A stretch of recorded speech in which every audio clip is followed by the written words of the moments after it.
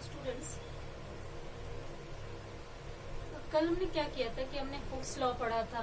Hooke's law and other जितने elastic constants थे हमने उन सबको पढ़ा था कि कैसे हम इलास्टिक कांस्टेंट्स को कैलकुलेट करेंगे, क्या फॉर्मूला होगा, क्या स्ट्रेन होगा करस्पॉन्डिंग, एवरीथिंग। एंड मैंने कुछ न्यूमेरिकल प्रॉब्लम्स भी आपको बताए थे कि कैसे हम सॉल्व करेंगे। ठीक, today I am going to you about what is the stress strain relationship in wire. Means आप अगर मान लीजिए कि कोई वायर लेते हैं, सिंपल कॉपर वायर और any wire, then if you start to elongate that, like you if you start to pull that end या apply a deforming force on that, then definitely after one time it will get break. Then what is the limit where it will get break? So for this let's perform an experiment. Fix one end and through which a wire is hanging like this. ठीक, आप simply एक wire hang कर दीजिए किसी fixed and से and एक hanger के through उस पर कोई लोड क्या करिए, अटैच कर दीजिए। ठीक है, अगर आप लोड क्या करें, चेंज करते जाएं, तो डेफिनेटली मैंने हुक्स लॉ में बताया था आपको कि आपको अगर लोड चेंज करते जाते हैं यानी स्ट्रेस चेंज करते हैं तो करस्पॉन्डिंग स्ट्रेन चेंज करता है। ऑब्वियस सी चीज है कि अगर आप लोड या तो रिड्यूस करें या इंक्रीज करें, जो भी करना चाहते हैं, तो उसके करस्पॉन्डिंग लेंथ में चेंज क्या होगा, कंप्रेशन या इलोंगेशन होगा, सिंपल। सो इफ अगर हम किसी भी बॉडी पे कोई वेट हैंग आउट करते हैं तो definitely there will be extension, not compression. So how we can measure the extension produced by that weight? We attached a scale through that, vernier scale and main scale attached that. Simple. Now start to put weight on this. Firstly you can put 10 gram, 20 gram, 30 gram, 40 gram, whatever you want. Going on putting. So and note the corresponding strain produced by that. Means weight note करिए और उसके corresponding length में कितनी changes हो रही है वो note करते जाइए और finally एक graph draw करिए और तब तक करती है जब तक कि ये break न कर जाए। Means किस weight पे आपका क्या है, वायर ब्रेक कर गया है, हैंगर टूट जाएगा। So what is the breaking point? So till that perform that experiment and after experiment let's draw a graph and definitely you will get graph in such form. So this is the stress strain graph for a wire. So graph show क्या करता है, हम इसको point by point देखते जाते हैं। So firstly you know by Hooke's law, stress is directly proportional to strain. Means body पे जितना ज्यादा आप वेट अप्लाई करेंगे बॉडी के कॉन्फ़िगरेशंस में उतना ज्यादा चेंज होगा, यानी बॉडी का स्ट्रेन उतना ही इंक्रीज करेगा with increase in stress. So till point 1 we are seeing that it's linear graph. Means according to stress strain will increase linearly, but after point A graph is not linear. So if graph is not linear means in this portion Hooke's law will not hold. Hooke's law OA इस portion तक क्या करेगा, Hooke's law hold करेगा। Means आप जितना stress बढ़ाएंगे corresponding उतना ही आपको लेंथ में चेंज मिलता जाएगा। बट एक टाइम ऐसा आएगा point A, after point A आपकी बॉडी क्या करना स्टार्ट कर देगी, डिफॉर्म होना स्टार्ट कर देगी। मीन्स अगर आप डिफॉर्मिंग फोर्स या वेट हटा दें देन बॉडी अपनी इनिशियल पोजीशन पे वापस नहीं आएगी। यहाँ से यहाँ तक का पोर्शन आपका देखिए प्लास्टिक पोर्शन है, प्लास्टिक डिफॉर्मेशन बोलते हैं इसको। Means body starts to deform below A. If you अगर आप रिमूव कर देते हैं वेट को इस पे या लोड को रिमूव कर देते हैं, स्ट्रेस हटा देते हैं, then definitely body will comes to its original position. So this point is this portion of the graph is within elastic limit. What मैंने आपको सारे इलास्टिक कॉन्स्टेंट्स, हुक्स लॉ, ये सब विद इन इलास्टिक लिमिट बताए थे। So definitely this is the points on the graph. O A is within elastic limit concept. Okay, and here Hooke's law will hold very good manner. But after point A till point B and C, body will start to deform. Means body के पास कुछ plastic nature आने लगेगा। इसको आप देखिए कैसे explain कर सकते हैं। मान लीजिए कि पॉइंट सी पर पहुंचने में इतने स्ट्रेस पे हमने क्या किया, आफ्टर स्ट्रेस एंड स्ट्रेन हम वेट हटा दें, लोड हटा दें, जीरो कर दें, तो definitely body will try to come to its original position due to elasticity. Elastic property की वजह से बॉडी अपनी इनिशियल कॉन्फ़िगरेशंस को करने की कोशिश करेगी, then body will follow this path. But we are seeing that body will not comes to its original path because it starts from here, but the graph is like that C oval means body में क्या होगा, deformation हो जाएगा। Body अपनी originality को क्या करेगी, finish कर देगी एंड एक न्यू फॉर्म अकर कर लेगी, यानी बॉडी प्लास्टिक हो जाएगी, बॉडी में इलास्टिसिटी की प्रॉपर्टी रिड्यूस कर जाएगी। सो this point A to B and C, this is the point of plastic deformation. Means इस कर्व के इस पार्ट में बॉडी में कुछ इलास्टिक प्रॉपर्टी होंगी एंड कुछ प्लास्टिक प्रॉपर्टी होंगी। पॉइंट सी पर बॉडी अपनी ओरिजिनल पोजीशन पर आने की कोशिश करेगी, बट बॉडी में कुछ डिफॉर्मेशन हो जाएगा, बॉडी में कुछ प्लास्टिक बिहेवियर आ जाएगा। ठीक है, तो फिर से मैं समझा देती हूँ कि अगर आप क्या करें कि बॉडी पर स्ट्रेस या लोड अप्लाई करना स्टार्ट करें, तो बॉडी के क्या होगा, वायर में एक्सटेंशन प्रोड्यूस होगा और लेंथ, और अगर वेट का आप एक ग्राफ प्लॉट करें, स्ट्रेस स्ट्रेन ग्राफ प्लॉट करें, तो ग्राफ कुछ इस तरीके का आपको मिलेगा। ठीक, ग्राफ में from point O to A we are seeing that graph is linear. Linear graph means अगर आप स्ट्रेस बढ़ाते जाएं, कंटिन्यूली इंक्रीज करते जाएं, देन स्ट्रेन करस्पॉन्डिंगली क्या करेगी, इंक्रीज करेंगे and you will gate simply linear graph। means stress is directly proportional to strain in this region OA and which is in Hooke's law। means OA region तक Hooke's law properly hold करेगा, but after point A graph is not linear। it means stress is not exactly directly proportional to strain, here there is change in relationship, so definitely body start to reduce its elastic behavior, but this point is called elastic limit। I've already told you what is elastic limit. Elastic limit is that point below which body tries to regain its original shape and size, and it comes to its original shape and size, but after beyond that point body starts to deform। means body के पास plastic nature आने लगता है। This point is elastic limit. इसके above अगर आप stress बढ़ाते जाएं, इसके एबव जाएं, तो बॉडी में प्लास्टिक नीचे आएगा, बॉडी में डिफॉर्मेशन स्टार्ट हो जाएगा, वायर एक्सटेंड करना स्टार्ट हो जाएगा एंड डेफिनेटली वायर थिन हो जाएगा अगर थिक वायर है तो इस तरीके के डिफॉर्मेशन हो जाएंगे, जो कि अगर आप लोड हटा भी दें तो वापस अपने कंडीशंस पे, वापस अपने कॉन्फ़िगरेशंस पे नहीं आएंगी। बट बिलो दिस पॉइंट अगर आप लोड हटा दें तो बॉडी अपनी ओरिजिनल कंडीशन, ओरिजिनल कॉन्फ़िगरेशंस को अकर कर लेगी। ठीक है, तो this is the elastic limit point. This is the point where जब आपका हुक्स लॉ क्या करता है, प्रॉपरली होल्ड करता है। मीन्स कि अगर आप डिफॉर्मिंग फोर्स हटा दें then definitely body will comes to its original shape and size without any deformation। अब after point C, this is point D and point E, to the point E body starts to deform completely। Means body के पास complete plastic nature आ जाएगा। अब अगर आप load हटा भी दें, deforming force हटा भी दें, देन बॉडी कभी भी अपनी ओरिजिनल शेप एंड साइज में आने की कोई भी कोशिश नहीं करेगी, बिल्कुल ट्राई नहीं करेगी और कंप्लीटली न्यू कॉन्फ़िगरेशन को रिटेन कर लेगी। मीन्स वायर क्या होगा, न्यू कॉन्फ़िगरेशन में फाइन हो जाएगा। I am fine in that condition.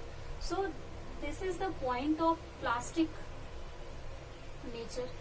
Simple. Point E is the, at point E body will occur completely plastic formation।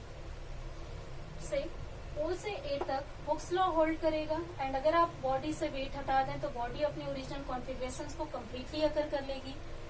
Beyond point A, point A to B, body में A to B and B to C body में कुछ plastic nature होगा and कुछ elastic nature होगा। Mean अगर आप point सी पर पहुंचने के बाद लोड हटा दें तो डेफिनेटली बॉडी अपनी ओरिजिनल पोजीशन पे आने की कोशिश करेगी but there will be some plastic nature also. Means body completely अपनी पोजीशन पे नहीं आएगी, कंप्लीटली अपने कॉन्फ़िगरेशन को नहीं गेन करेगी, बल्कि कुछ उसमें डिफॉर्मेशन होगा, but this will try to gain some configuration. So there will be some elastic and some plastic nature, यहाँ पे आपका मिक्सअप नेचर है. After this point body starts completely to gain plastic nature. Means after point C body में अगर आप body से wait हटा भी दें देन बॉडी क्या होगी, अगर डिफॉर्म हो गई है तो अपनी ओरिजिनल कॉन्फ़िगरेशंस को गेन करने की बिल्कुल ट्राई नहीं करेगी एंड कंप्लीटली नए शेप एंड साइज, नए कॉन्फ़िगरेशंस को रिटेन कर लेगी. सो this is the point of plastic behaviour. Okay.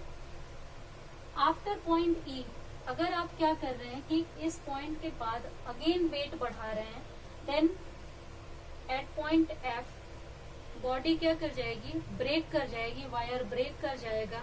So this is the breaking point. Means at this weight body will break.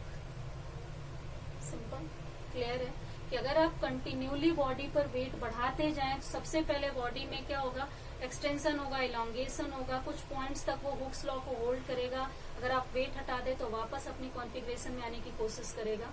But अगर आप फिर से वेट बढ़ाते जाएं तो बॉडी में डिफॉर्मेशन स्टार्ट हो जाएगा, बॉडी प्लास्टिक नेचर को गेन करना स्टार्ट कर देगा.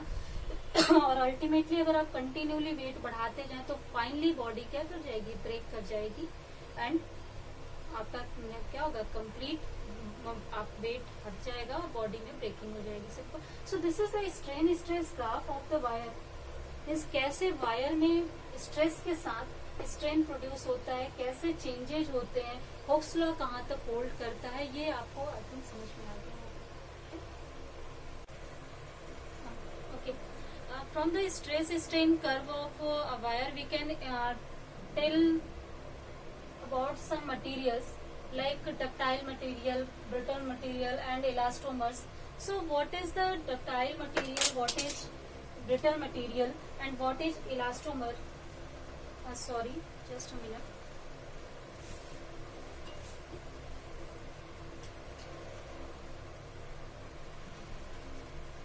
So what is ductile material, what is brittle material and what is elastomers? So firstly, what is ductile material? As you know that we can to ductile material we can easily beat them and we can easily make any shape from them. Like we can make sheets and some strips of them. So ductile material examples के copper, aluminium, silver, iron. हम easily क्या कर सकते हैं, इन सबको duct कर सकते हैं, पीट सकते हैं, यानी एक सीट बना सकते हैं.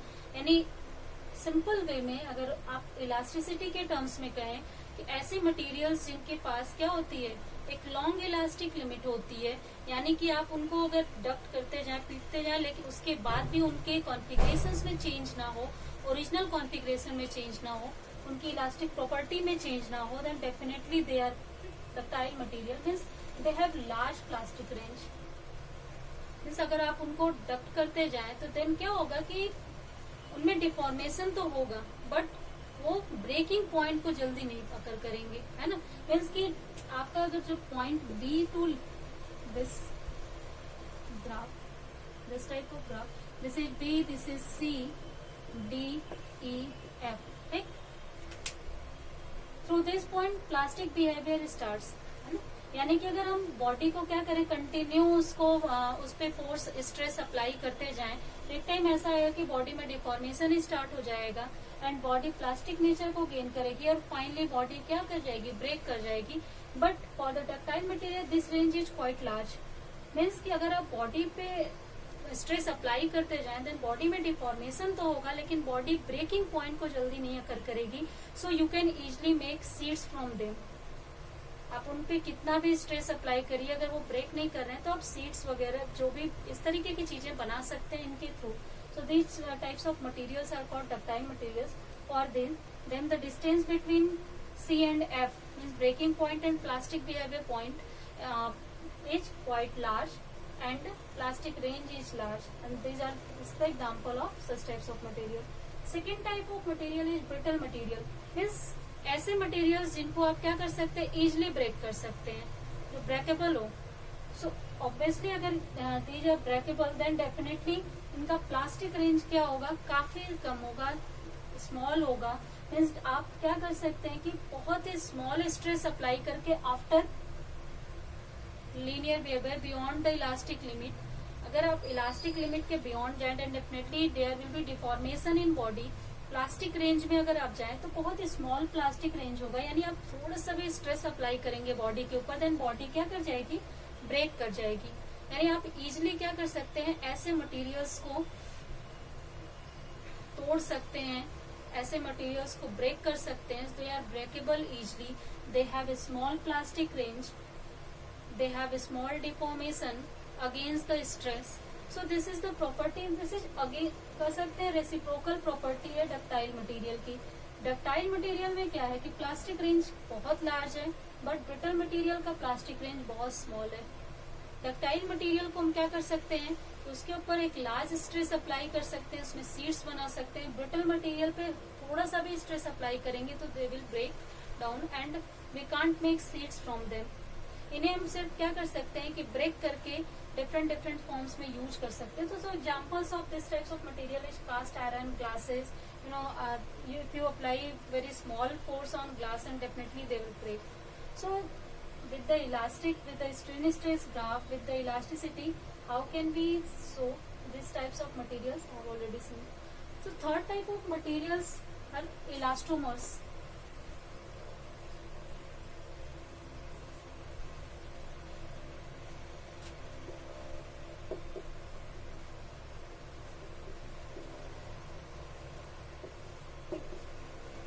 इलास्टोमर्स ऐसे मटेरियल्स होते हैं जिनमें क्या होते हैं, हुक्स लॉ होल्ड नहीं करती है।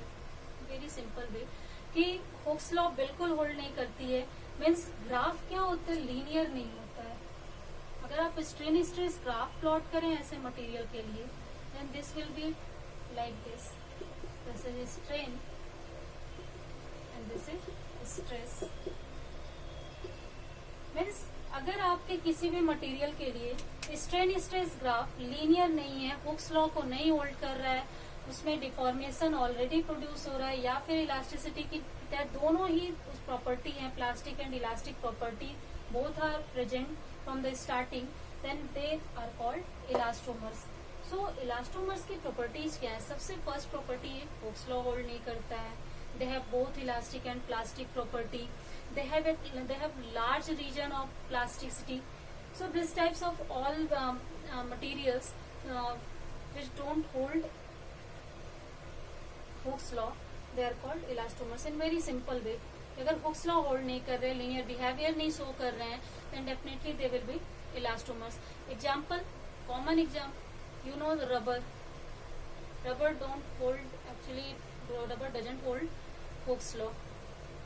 अगर आप रबर पे स्ट्रेस अप्लाई करें तो रबर एक डिफरेंट बिहेवियर शो करता है। ऐसा नहीं कि स्ट्रेस के साथ वो स्ट्रेन को शो करता है।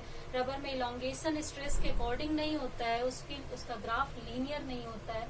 So this types of materials, rubber हो गया, large vessel containing hot blood which is also elastomer, and there are so many examples of that, tissue of aorta and so many other. So elastomers are those types of material for which Hooke's law don't hold. Firstly, graph is not linear for them. They have a large plastic limit. So such types of materials are called elastomers. So basically मैं strain stress graph बताया आपको। strain stress graph से आप कैसे different types के materials को बताएंगे, उनके क्या properties हैं, क्यों हम उनको break कर सकते हैं, क्यों उनसे sheets बना सकते हैं, ये सब मैंने आपको बता दिया। So you have already studied the three types of materials and I have already told you about with the help of strain stress graph. So there are few more terms about elasticity, elastic after effect, elastic fatigue. तो क्या होता है मैं ये आपको बता देती हूँ। What is the elastic after effect? Actually, when you apply some deforming force on any body, then definitely due to elasticity, it try to come to its original configuration within elastic limit. Okay, so there are some materials who takes their original configurations immediately, but there are some materials who takes their original configurations after some time.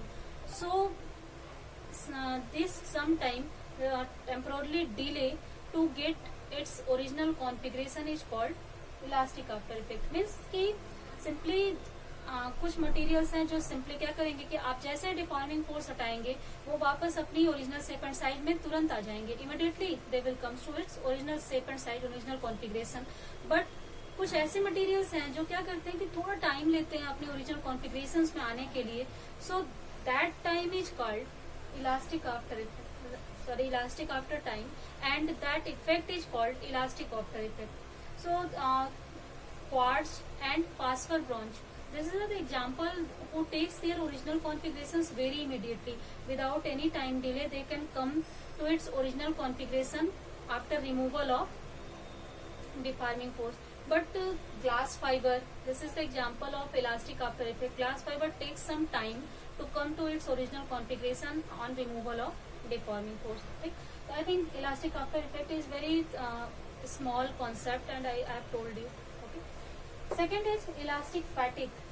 What is elastic fatigue? इसको समझने के लिए simple आप इस तरीके से समझिए कि अगर आप क्या करें कि कंटिन्यू आप जैसे सुबह सो के जगते हैं, बहुत ही रिफ्रेश फील करते हैं, एनर्जेटिक फील करते हैं, बट जैसे जैसे आप वर्क करते हैं आपको बहुत टायर्ड हो जाते हैं. मतलब आपके पास आपकी जो वर्किंग प्रॉपर्टी होती है वो इतनी अच्छी नहीं होती जितनी कि आप मॉर्निंग में थे. मीन्स आप टायर्ड हो जाते हैं, सिंपल आप बोलते हैं कि मैं टायर्ड हो गया हूँ. ठीक है.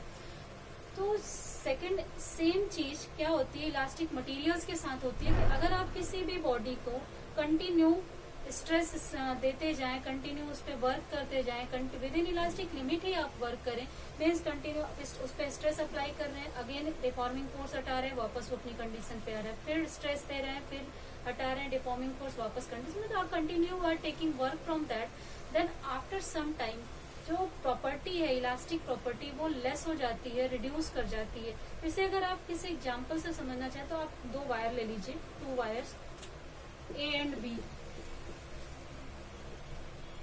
दोनों वायर को आप क्या करिए कि किसी भी हैंगर से सस्पेंड कर दीजिए या किसी फिक्स एंड से सस्पेंड कर दीजिए, हैंग कर दीजिए. उसके बाद उस पर कोई वेट अप्लाई करिए.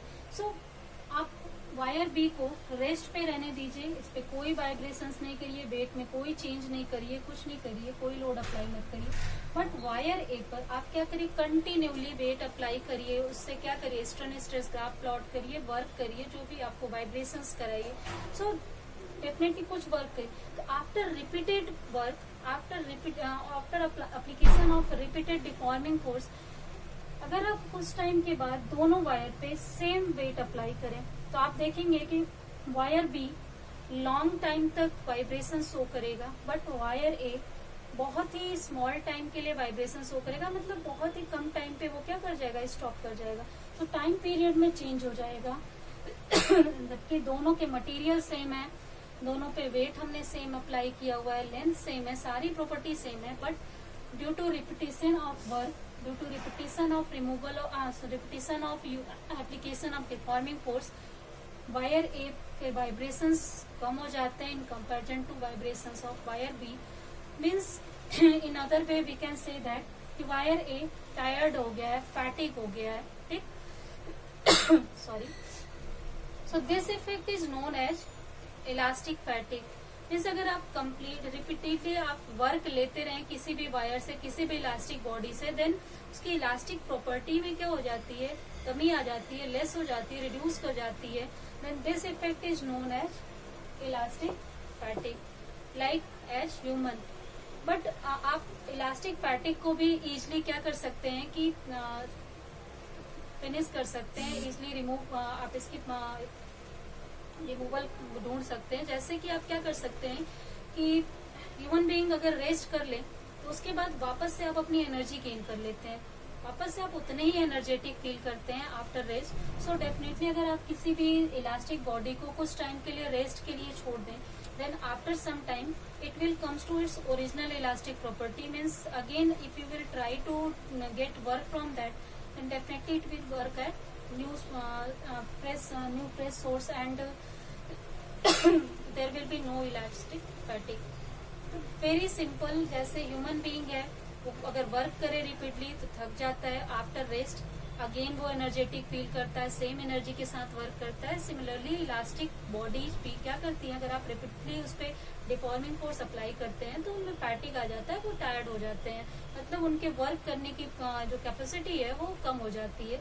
सो if you want to remove that elastic fatigue तो you have to left body for some rest. आप कुछ रेस्ट दे दीजिए बॉडी को. After that if you are taking work from them then definitely it will again work as it works in starting. So after that I will actually tell you about what is the usage of elasticity. Means हमने इतनी चीजें पढ़ी कि elasticity क्या होती है, कैसे elastic constants क्या है, इतने सारे कांस्टेंट्स पढ़े, न्यूमेरिकल्स पढ़े, स्ट्रेन स्ट्रेस ग्राफ पढ़ा, उसके थ्रू मटेरियल्स पढ़े कि कितने टाइप्स के मटेरियल हैं, कैसे एक्सप्लेन करेंगे, इफेक्ट्स क्या हैं. सो इन इफेक्ट्स के थ्रू आप क्या कर सकते हैं कि ये बता सकते हैं कि आप मशीनरीज कैसे यूज करनी चाहिए, कैसे आप इंडस्ट्रियल चीजें यूज करेंगे, कैसे डेली लाइफ में यूज करेंगे. तो अब मैं आपको एप्लीकेशन बताऊंगी इलास्टिसिटी. ओके, हम लोगों ने elastic after effect and elastic fatigue पढ़ लिया. नेक्स्ट टॉपिक हम पढ़ेंगे वो है पॉइजन्स रेशियो.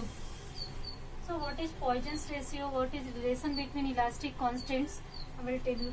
जब मैंने आपको लॉन्गिट्यूडनल स्ट्रेन पढ़ा रही थी देन उस टाइम पे मैंने आपको एक चीज बताई थी कि अगर मान लीजिए कि आपके पास कोई वायर है, any wire, and you are applying any deforming force on it, then definitely there will be change in length of the wire. Okay? If you are applying deforming force in this direction, then definitely there will be extension, and if you are applying in this direction, there will be compression. So there will be corresponding tensile stress and simply compressive stress. So collectively they are known as longitudinal stress. Okay?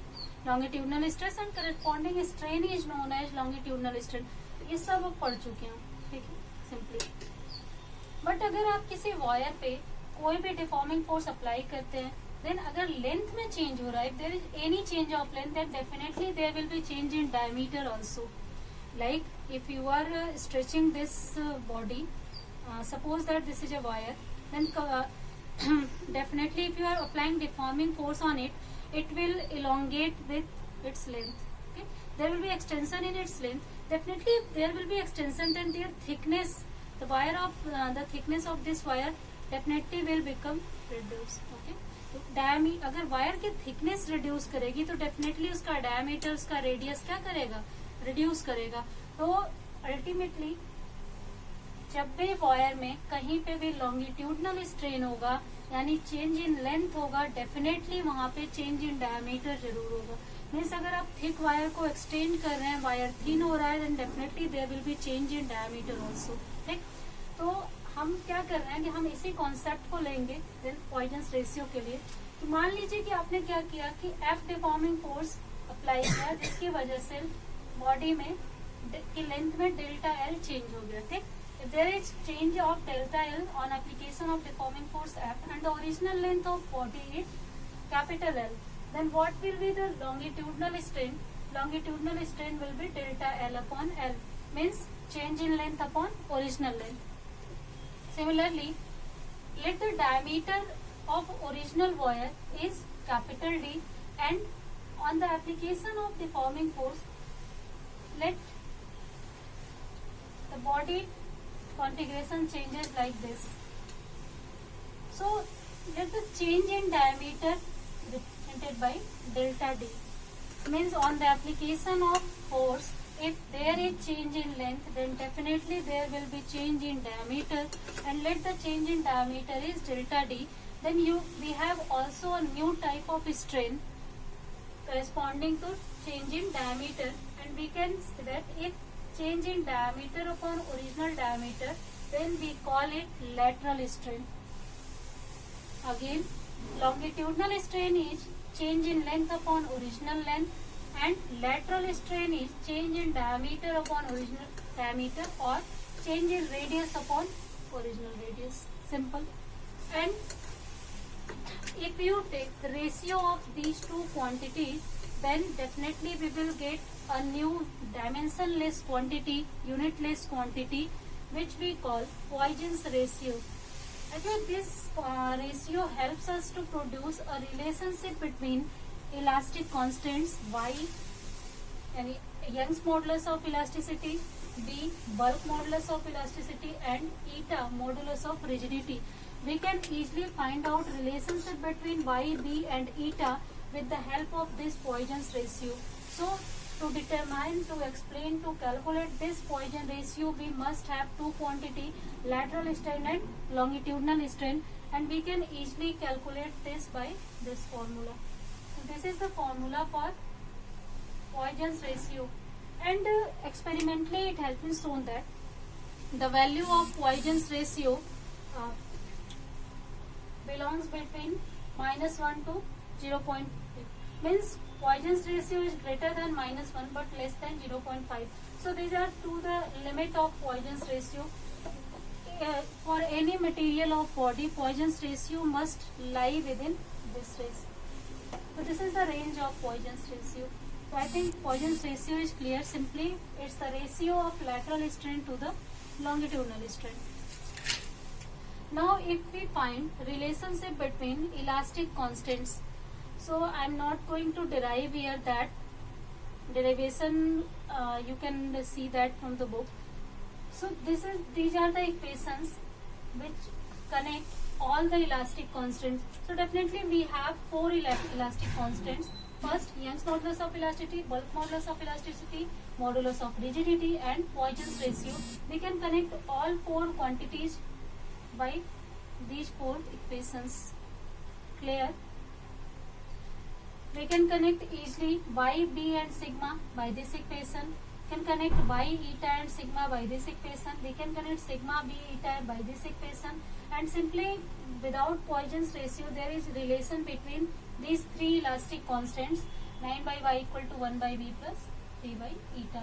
So these are the terms which are helpful in the numerical calculations, and definitely in daily life also. If we know bulk modulus of any body, modulus of rigidity of any body or Poisson's ratio for that, then definitely we can calculate Young's modulus and other quantity with respect to them. So simply if we know other Poisson's, other quantities of elastic constant, then definitely we can simply calculate all of the elastic constant by these equations. So these are helpful in the numerical. So for the numerical problem, these are the relationship between elastic constant. This is Poisson's ratio. In next class, I will tell you application of elasticity. Means where we can use elasticity in our daily life. So definitely I can tell you one or two examples here that I will tell you briefly in next class. So like